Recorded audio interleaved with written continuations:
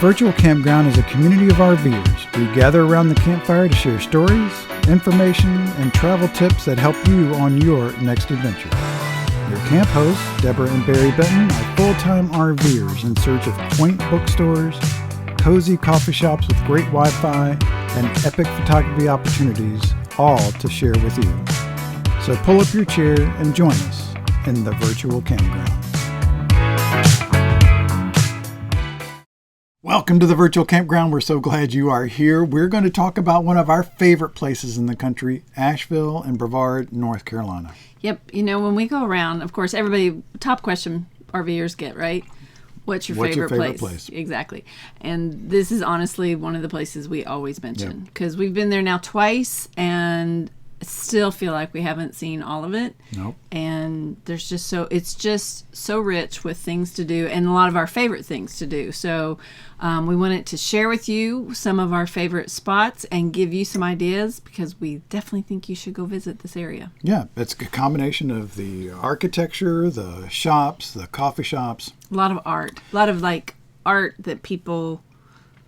Local artisans. High-end craft, but yes. Yeah. Very, very cool arts vibe to the place. There's a lot of music, performing, visual arts, and then, of course, the waterfalls. Lots of waterfalls. So very close to Pisgah National Forest, DuPont National Forest, and, of course, the road. What's that road called? Blue Ridge Parkway. Blue Ridge Parkway. Yeah.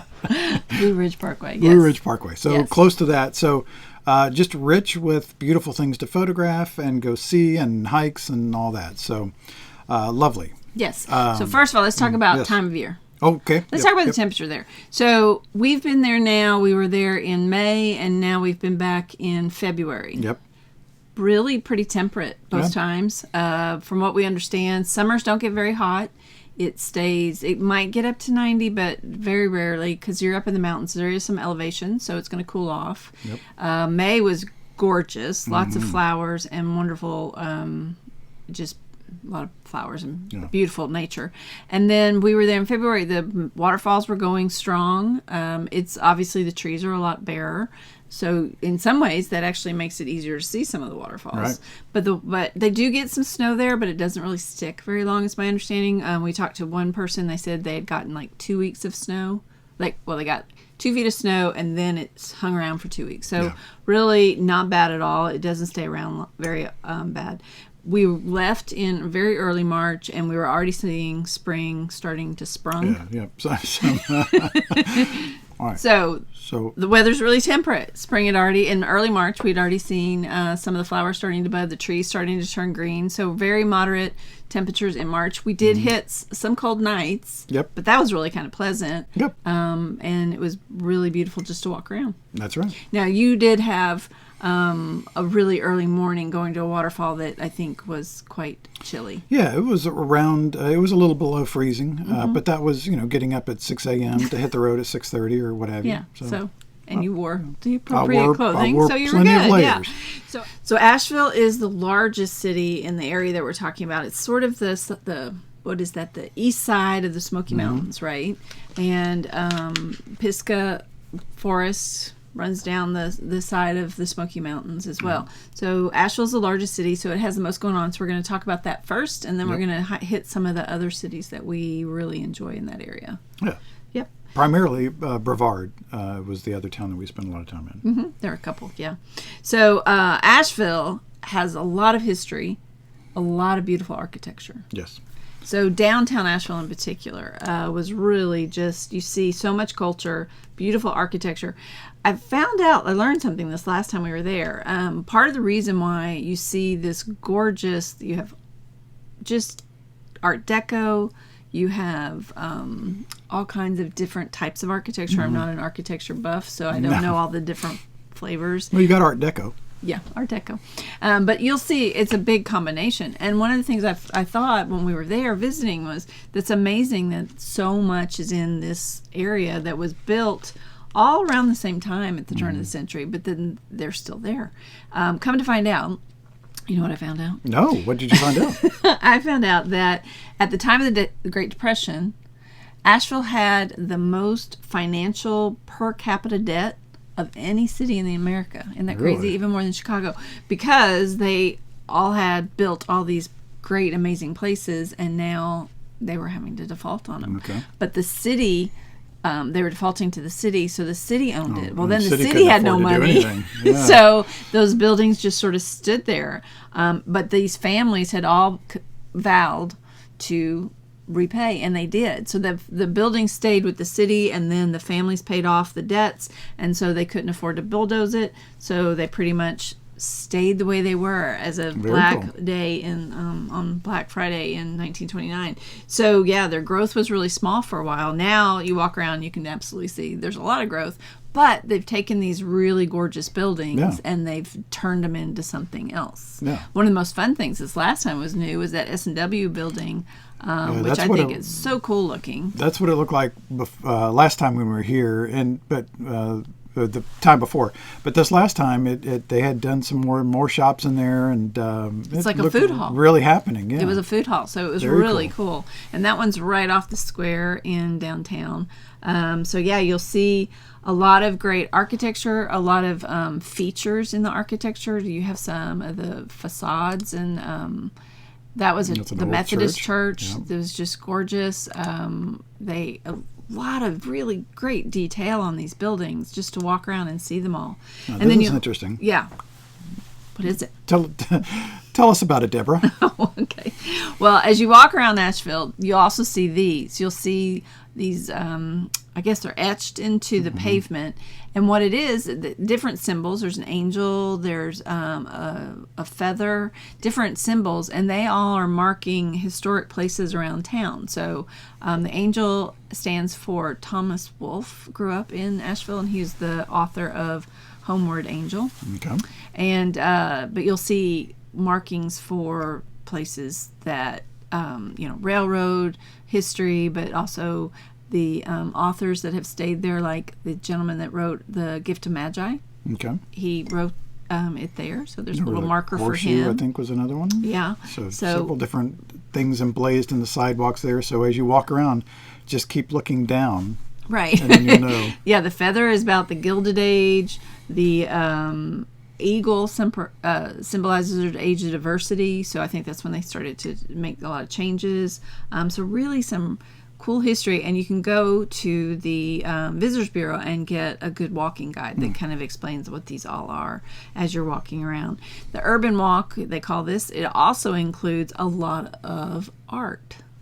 They have gorgeous street art. So you have some fun things like this cat on the wall. That is there to symbolize that used to be an area that had a lot of catwalks that combine. Oh, really? Yeah. So they put the cat up there. Oh, But you might just see some fun art. There's some in front of the Performance Center, some people and some just different things. A top hat on a bench that symbolizes one of the gentlemen that used to live there and sat on the bench a lot with his top hat.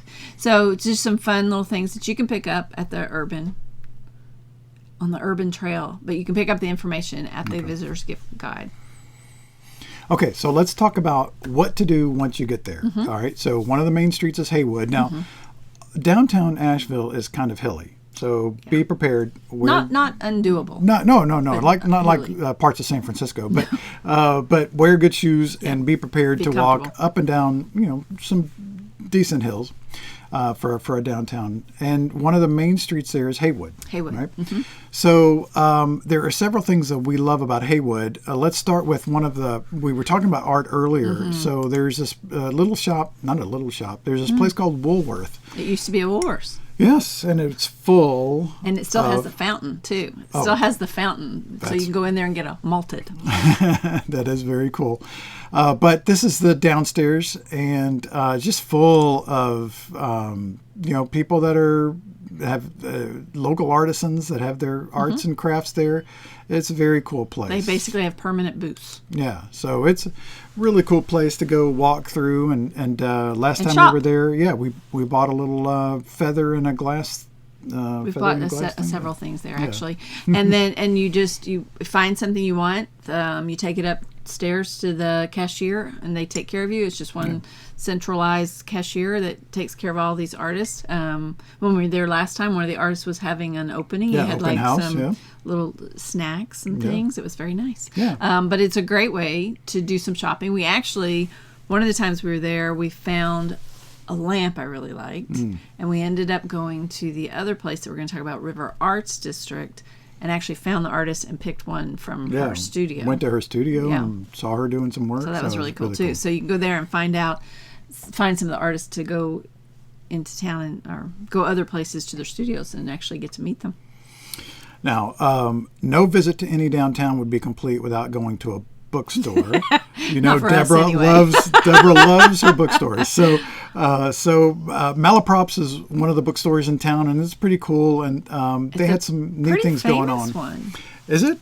I didn't know it was it's famous. not famous, but it's a well-known independent bookstore.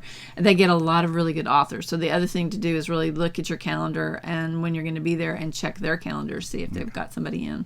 Well, I thought it was cool. One of the things they did, I've seen this, other booksellers do this, but they'll have, they'll wrap books in brown paper, and you basically just taking a risk on. You have these nice adjectives to describe it and tell you what kind of book it is, but you're trusting that. But it's a great way to get outside your box.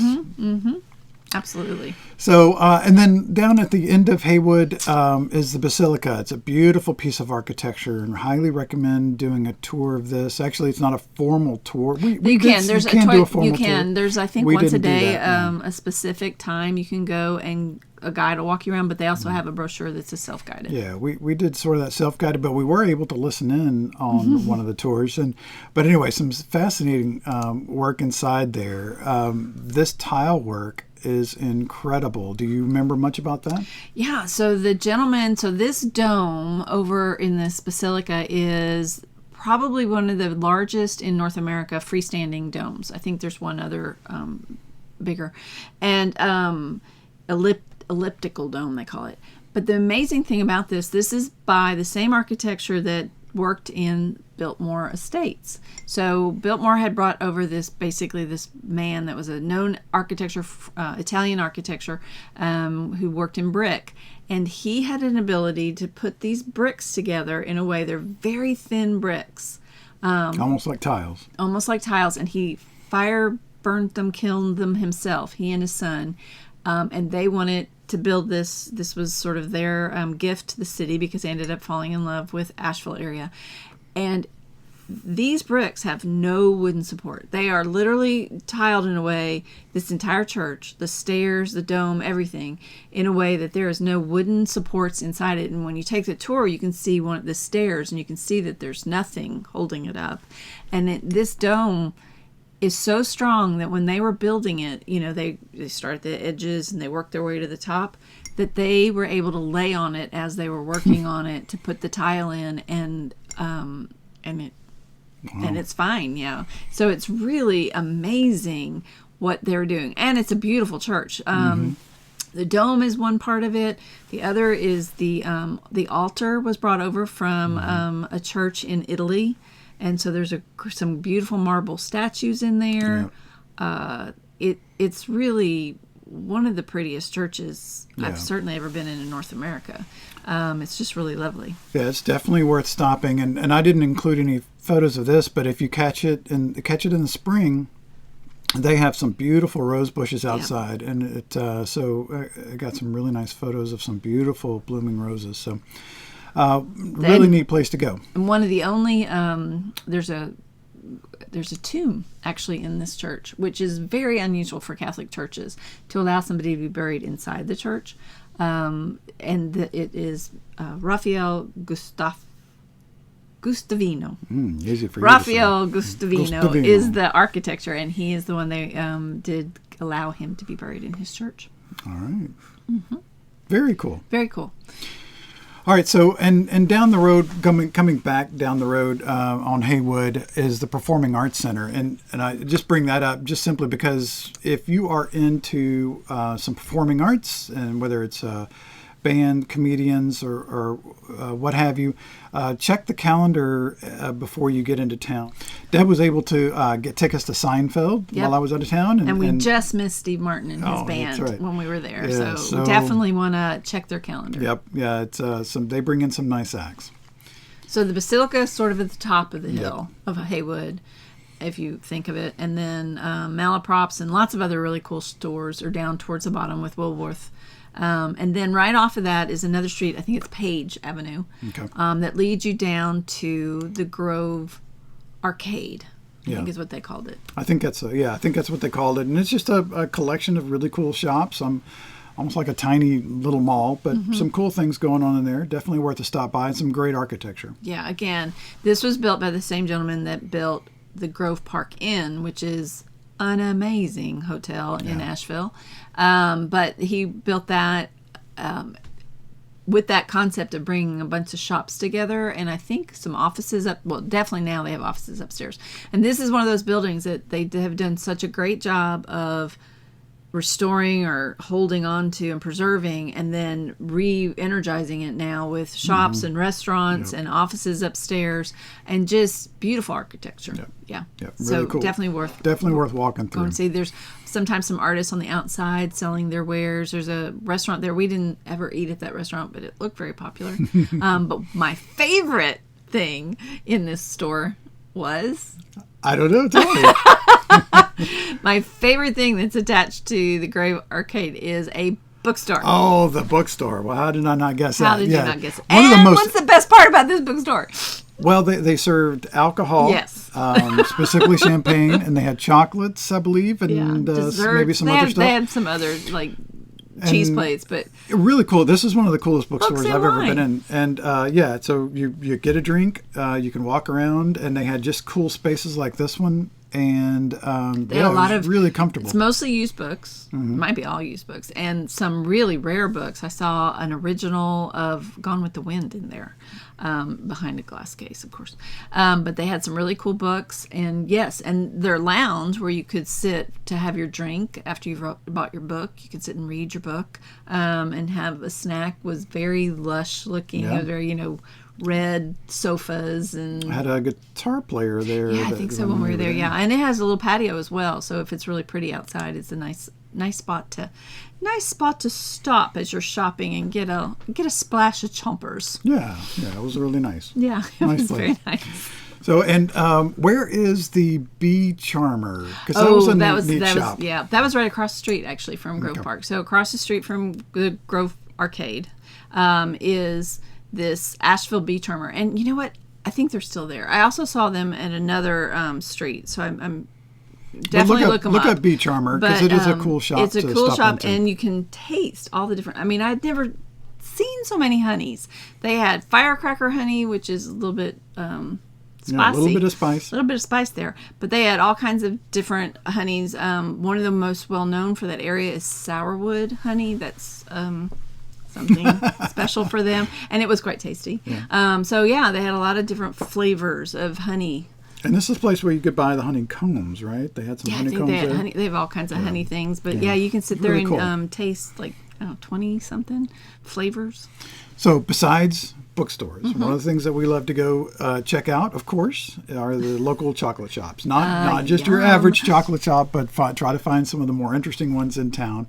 And this one was called the Chocolate Fetish. Yes. And it was crazy. It was on Haywood. Yeah, like those shoes here are made of chocolate, and it was solid just chocolate. Yeah, it was a crazy place to go look at. So highly recommend that you stop by there and take a look. We picked up some sample. we picked up a couple of small things. Yeah, we did. We picked up a couple truffles and sat down and enjoyed those there, and then we walked, because it is a little bit hilly. Yeah. So you have to walk up some hills. So we felt justified then in walking up the hill to another chocolate store called the French Broad, which is pretty well known. I've seen their chocolate in other chocolate stores. They actually have a really cool chocolate lounge that you can go in. It actually had a line out. Remember that? It had a line out the door when we went by there. Now, I went by another time when it wasn't like, after dinner dessert, and it was fine. I got in pretty much right away. But they had a line, and they had delicious hot chocolate, chocolate ice cream, chocolates. I mean, pretty much anything chocolate you want it. But you can also cheat and go in the others. There's like the lounge, and then there's a little store that just sells the bars and the ice cream. Tiny little store, but Yeah. Lots of That's chocolate. what we did instead of standing in the line. But yeah, lots of really good chocolate. So, and I feel like there was another one we saw, but we didn't check it out. At that point, we were chocolated Got to out. leave something for the next trip. That's exactly right. Exactly. So, all right. So we've covered bookstores. We've covered chocolate shops. The other thing to do is to find some good places to eat. And, Absolutely.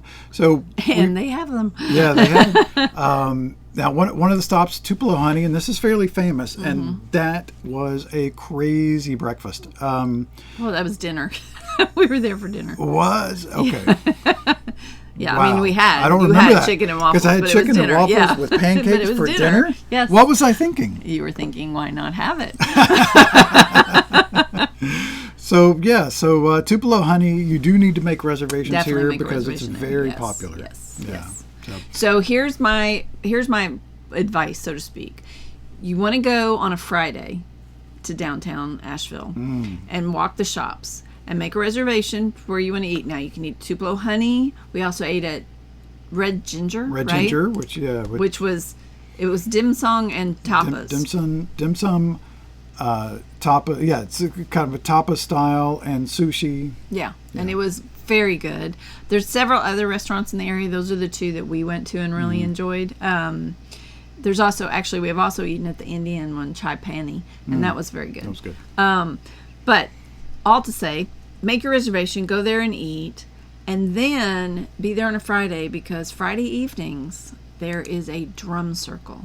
Yeah. You go to Pritchard Park, which actually Tupelo and Red Ginger are right really next close. to it, Yeah. as is that S&W, which you can also go to, and food hall. But the people show up with their drums, and Yeah, they it's also just hand all- them out to people that show up that have no drums, and they just start doing the drum thing, and it was pretty darn fun. People were dancing, people were of course clapping along, and just enjoying the evening. Yeah. It was fun. It was different.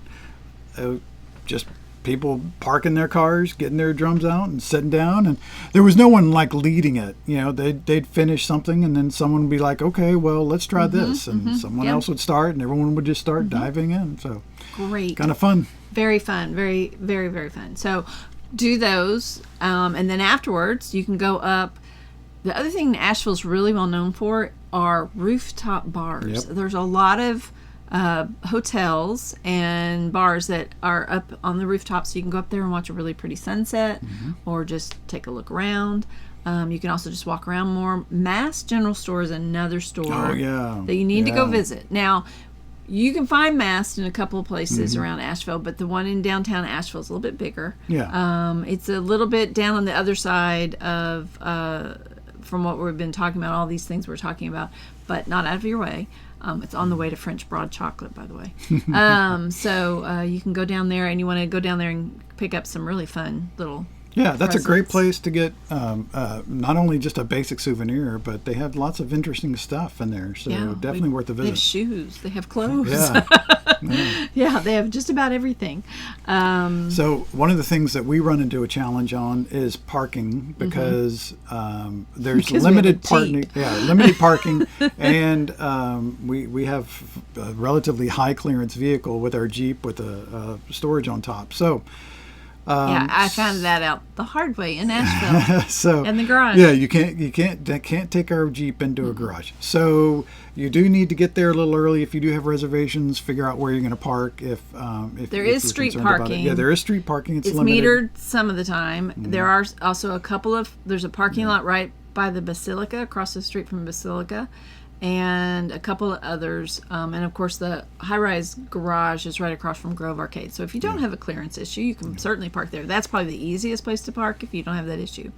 You can also park at the Visitor Center. The Visitor Center is across the highway from basically downtown Asheville, but it's just a 10-minute walk, about a quarter mile from there to downtown. And I highly recommend going to their Visitor Center. They have some It's probably the nicest visitor center I've ever been in, and they've got gorgeous maps and pamphlets and on anything and everything you would want to know about Asheville. They have it there, and if they don't have it, the very, very friendly people inside there will be glad to help you. They were very helpful. They were very helpful. You were planning for trying to plan for our event coming up. Yep. All right, so those are the things that we love to do in the downtown area. Mm-hmm. But there are lots of things. Yeah, there are lots of other things, but that'll give you a really nice day or two in the city. So let's talk a little bit about what to do that's maybe a little bit outside of downtown. You'd have to get in your car. Yeah, that you have to get in your car and go to these other places. What we've talked about so far, you basically are getting to one spot and you can see all of that with just walking around. Yeah. Now you're back in your car to go to the next place. Yep. So where's the next place? River Arts District is one of our favorites. Yes. That's where we got the lamp, and it's just a really neat old warehouse that they've turned into multiple warehouses they've turned into art studios. There's like more than 200 art studios there, and on the second Saturday of the month they have a lot of open houses where you can actually find the artists in their studios when you're walking around, so that's a good time to go there. But otherwise you can walk through the studios. You can often they're open because they're selling their items, but it's just a really cool artsy kind of place. I mean, there are people that are doing oil paintings, and there are people that are, doing T-shirt screen printing. Yeah, I mean, I actually took a pillowcase I had, or a towel I wanted to make into a pillow, and a lady made a pillow for me there. And then there's a couple of restaurants there and some coffee shops. So there's also a trolley that was running, I think during COVID it isn't, but it might come back, that'll run you, because there's multiple places, and it's some good walking. You'll get a lot of steps. A lot of steps. Yep. Between that and the stairs, you'll get plenty of steps. And then there's a fantastic farmers market that is just outside of town. It is probably one of the largest. Yeah, it's like a regional farmers market. It's one of the largest I've ever seen, but it is huge. Here's some photos of some of the flower parts of it, or the plant parts of it. Deb actually did a little workshop there, a little class on how to better do potted plants. Yeah, they taught me about climbers. You want, when you make a pot, you want to have climbers, the taller ones, and then you want to have trailers that kind of come out of the pot, and then fillers. All in one pot. All in one pot. That's a big pot. So you have a really pretty flowery pot. So lots going on. They had lots of different sheds, I guess you would call them. Some had traditional farmers in it with your onions and lettuce and all that sort of stuff.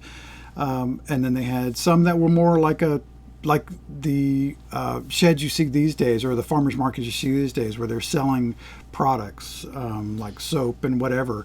So it was just a whole big mix of things. And they had a food truck there, if I recall. They had a coffee truck, I think. There was a restaurant, I think, up at the top of the hill if you wanted to eat there. And then there was a really nice, like a garden store. Yeah. So it's a good area to go visit. You can spend a pretty good amount of time there, especially on the weekends, where it's probably got more of the farmers there.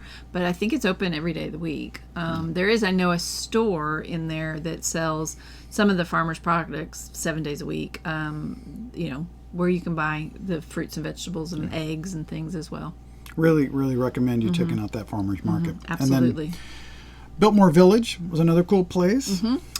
So the Biltmore Village is a town that was actually started when they were building the Biltmore. Right, so for the them to have a Vanderbilts, place to live and do their thing. Well, so all the workers lived in the Biltmore Village, and they had a train. They actually got a train. Of course, that's how they made their money, the Vanderbilts' train. So they had a train that ran them into the estate to actually be building on the estate. But it's a cute little area. Again, really well preserved. A lot of the buildings are now stores. You're gonna find J. Jill store or Lululemon stores in there, but they also have a really cool, it's called the Southern Highland Craft Guild. So they actually have a lot of the arts and crafts from across the region, not just from the Asheville area. And it was a fun little place. I got a towel there and a wooden spoon. So that's a fun little area to walk around. before you go to the actual Biltmore Yeah, estate. and Biltmore Estate is amazing. I really didn't know what to expect, and We actually weren't going to yeah, go. we weren't going to go because we thought, well, it's was it's not $90. inexpensive. Yeah, and it's like, okay, well, we've seen big houses, we've Yeah. seen big churches, we've seen What could be castles. different? I just, well, we don't need to go there, but we did. So glad we did. And there's a little trick, not a secret necessarily, but if you go on Mother's Day then, Or Father's Day. then you get a ticket for half price. Was it? Yeah, so we ended up being there over Mother's Day. So that was really about the only reason we went, was because the Mother's Day special, Mom got in half price, Dad paid full price. So we ended up thinking, oh, well, we should do it. So we went ahead and went. We got, highly recommend you get an early morning ticket. So the early morning gets you into your time ticket is when you get into the house. But you can walk around the grounds all day long, and that's essentially what we did. So we went into the house. We had like a 9:30 house. We went in, did the tour of the house, get the audio because it's fascinating. They have different exhibits in there. They have it set up, like when the family lived there. And then we spent most of the afternoon. We caught a lunch at the in the carriage house. Yeah, and cool. That was Cool very experience. cool. And then that was stunning. That's like a 2-story chandelier. And then we walked around the grounds, and they have a greenhouse that was gorgeous, and all these flowers that were just everywhere. And then, of course, one of our favorite parts was with your ticket comes. You get a free wine. Yeah, free wine tasting. And this was what I can't remember the detail. I'm getting this wrong probably, but like one of the largest. It's the most visited vineyard. The most visited winery in the country, which now it makes more sense when you think about the because you get a free and it's tasting. the only way you can get into it is if you buy the ticket to the Biltmore. Yeah. But it was surprisingly, it was really good. It was delicious. Yeah, we ended up coming home with several bottles. Quite a bit. So overall, it really blew me away. It was a much better experience than I was expecting, and the grounds were just stunning. And the architectural detail is just incredible. So I have probably 300-400 photos from our visit. Yeah, it's really gorgeous. I also went back.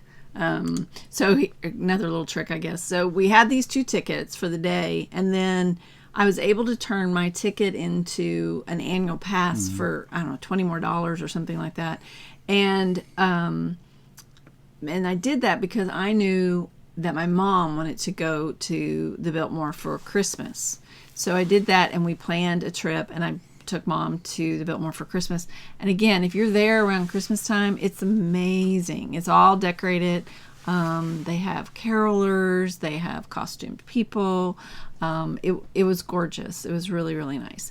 The one thing I don't like about it is that because now we've gone to their winery and love their wine, you can't get back into the winery again unless you buy another Biltmore ticket. Right. And we don't need to spend and I don't want to go again inside the house.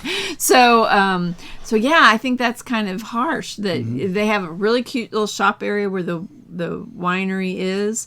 But you can't get into any of those stores or the winery again. And I couldn't find in wine stores around Asheville, I wasn't able to find all the different wines we had tried at the winery. So that's kind of disappointing. Yeah. But we highly recommend it. I know for some folks, it's like, it's so touristy. Truly, it's actually worth it. I would absolutely recommend to do it. Yeah, a lot of fun. So the other beautiful building in the area is the Grove Park Inn. And again, this is the gentleman that built the Grove Arcade. He and his son built this hotel. Okay. And it is stunning. And you went there with your mom to... Again, we went there at Christmas, and they're also the host of the, I don't know if it's international, I think it's International Gingerbread House competition, which to see the ones they had on display, we didn't see the competition, but we saw the ones on display, and the one that won.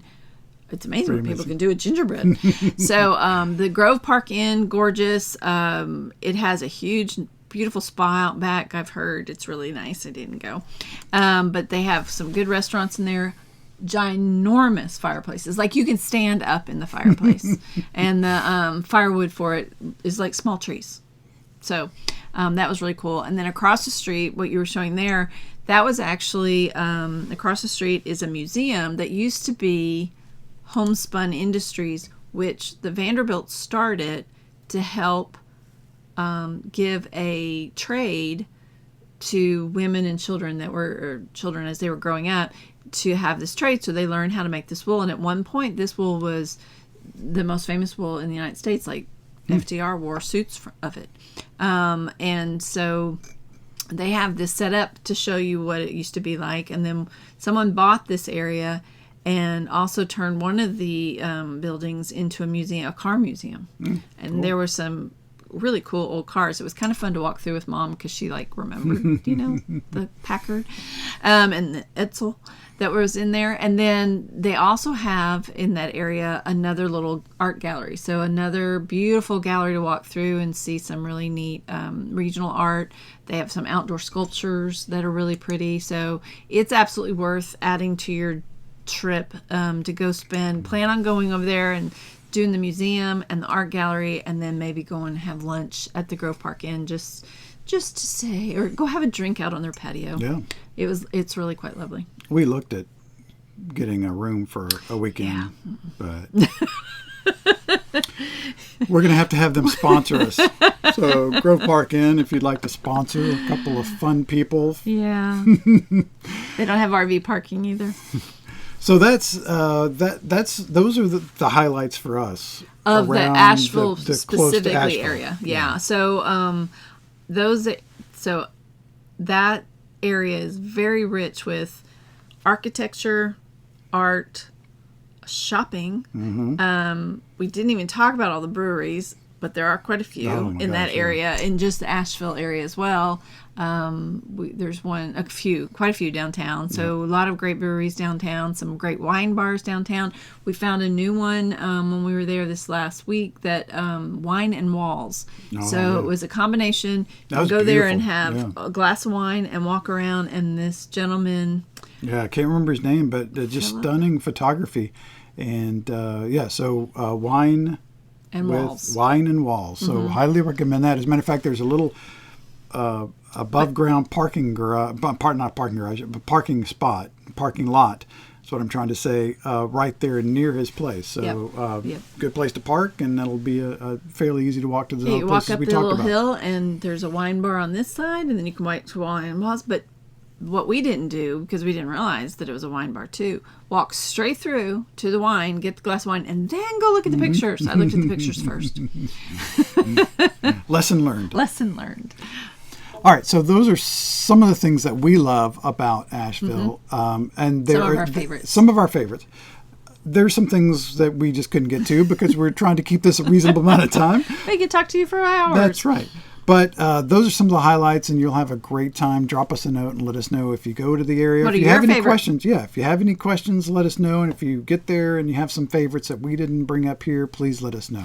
But you also might hang on, because we're going to answer some of those questions probably in part 2. That's right. We love this area so much, and we have so much to share with you that we decided we'd do this 2-parter. Yeah, so in the next episode, we're going to be talking about getting a little bit outside of Asheville and some other things to do around there. We'll talk about some of the campgrounds and some of the breweries. That's right. So stay tuned. We'll catch you on the next episode. Thanks for being here. See you around the campfire.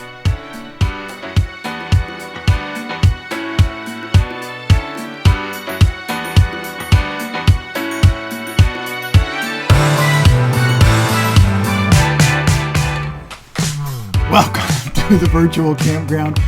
We are so glad you're here. We're going to talk about... I made a big face.